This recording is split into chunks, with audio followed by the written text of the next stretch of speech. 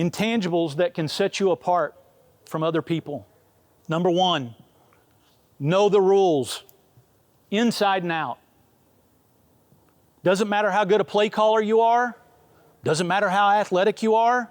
Doesn't even matter if your mechanics are good. If you know the rules, I guarantee you there's going to be an opportunity for you to save the crew. Because even people that you believe know the rules, they're going to have a moment to where they black out for a second and they don't remember something. Or they get something confused because they are working multiple levels. So the high school rule is different than the college rule. Know the rules inside and out. And I also encourage you to do that because when a coach engages you, they can see immediately whether you are confident or not about what you are telling them. We used to have a saying, don't bullshit a bullshitter, right? And we also used to say in the NBA, you're running with pros here.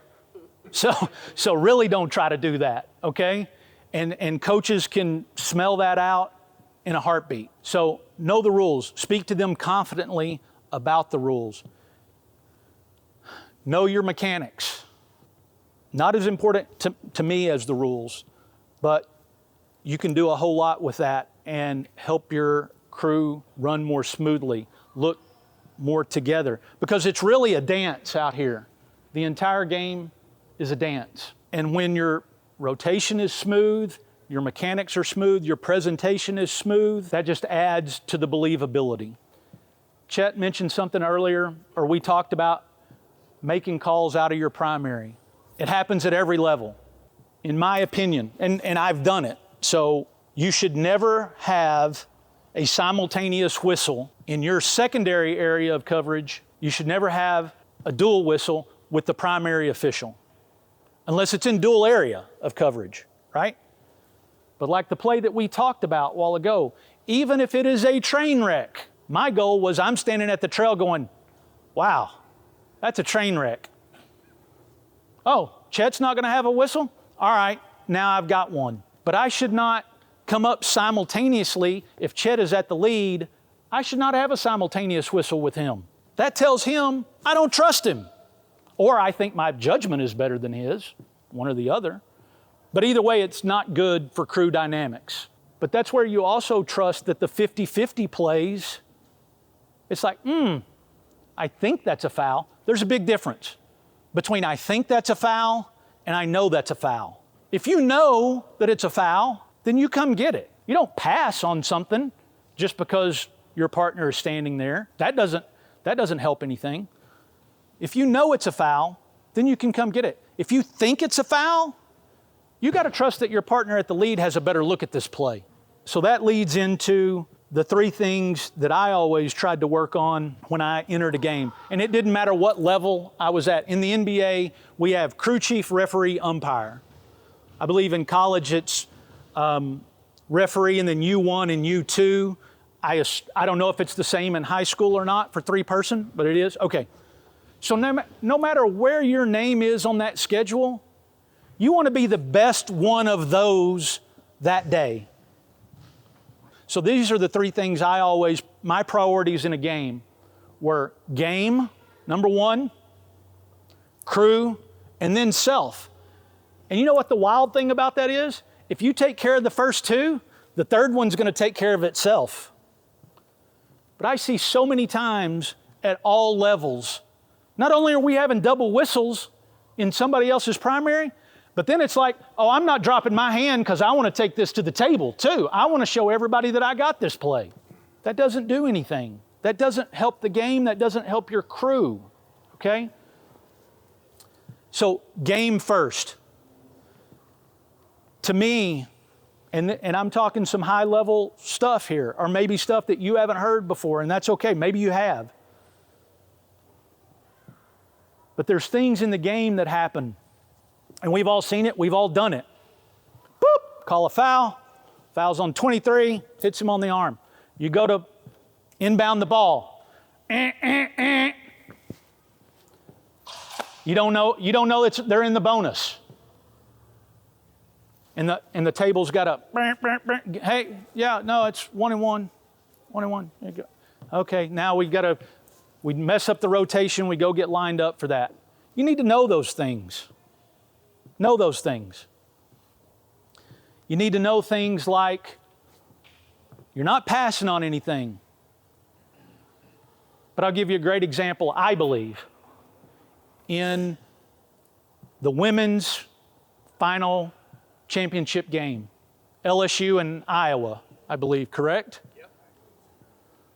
Iowa's number one player got her second foul early in the game, and it sent her to the bench.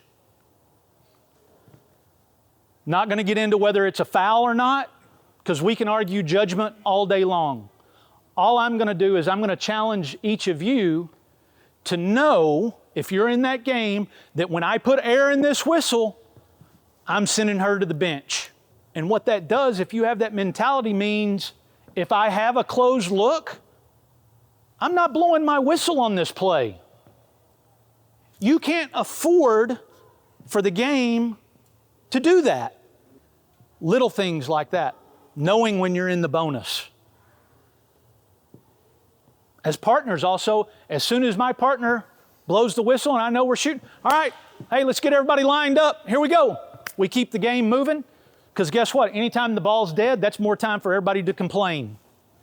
Coaches, players, everybody. When the ball's not moving, they got time to chirp, right? So that's a couple of things on the game. For your crew, your partner, what's your name? Scott? Scott just warned the coach over here. He's been chirping either at Scott or at the crew or whatever. Scott warns him. Now, next free throw, I'm standing by the coach. You know, I'm becoming best friends with this coach. How do you think that makes Scott feel? And yet I see it all the time. And unfortunately, I've done it to other people. I'm not proud of that, but I'm just telling you I've been there and I've learned from it. Because Scott has no idea what this conversation is, right? He's standing at the sea on the other side looking at me like, oh wow, glad y'all are best friends. Yeah, no wonder he's been on my rear end all night long. Y'all going out to dinner afterwards? Something like that? You know, whatever, right? You hit the visiting coach with a technical foul. Now at the other end, doing the same thing, having conversation with the home coach. You know, you're laughing. First of all, whether they tell you this or not, I've known a lot of coaches in my life, but I guarantee you, every coach I've known is paranoid. They're all paranoid.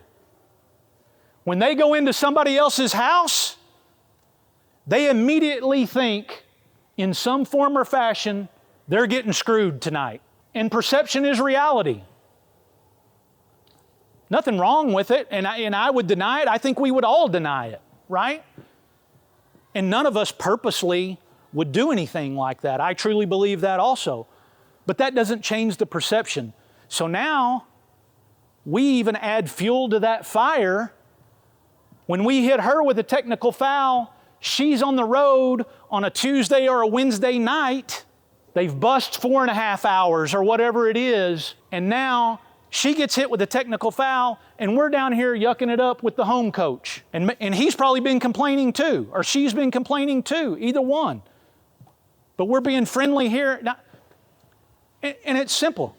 Hey, coach, yeah, now's not a great time for this conversation. Right? Just little things like that. Or, it's for sure, if you just hit her, if the home coach gets anywhere near that line, she better get one too.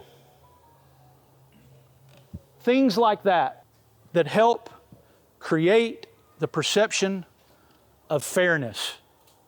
And I use the word perception because, like I said, it's not about whether it is or it isn't. In her world, it is what she believes it is. If she crossed the line and got a technical foul, and this other coach is down here, she's coaching her team, being quiet. Hey, Scott, Man, can you tell me why that was a foul? Yeah, coach, you know, her player drove to the basket and you hit her. Okay, thanks. I'm not saying you create a reason to give her a technical foul. I'm just saying you need to be aware of those things. These are the game inside the game. And at the end of the night, hopefully if you've done your job, both coaches are irritated with you a little bit, you know, or, preferably they come up and they say, hey, nice job. That's all you can hope for, really, at the end of the night, is that you know in your heart of hearts when you walk off the court that both teams had an opportunity to win that game at some point during